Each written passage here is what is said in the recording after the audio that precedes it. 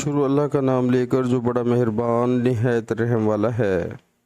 نبی کریم صلی اللہ علیہ وآلہ وسلم راستے کے دائیں طرف مقابل میں ایک گھنے درخت کے نیچے وسیع اور نرم علاقہ میں قیام فرماتے جو قریہ رویسا کے قریب ہے۔ پھر آپ اس ٹیلہ سے جو رویسا کے راستے سے تقریباً 2 میل کے فاصلے پر ہے چلتے تھے۔ اب اس درخت کا اوپر کا حصہ ٹوٹ گیا ہے اور درمیان میں سے دوہرا ہو کر جڑ پر کھڑا ہے۔ اس کی جڑ میں ریت کے بہت سے ٹیلے ہیں۔ صحیح البخاری کتاب نماز کا بیان۔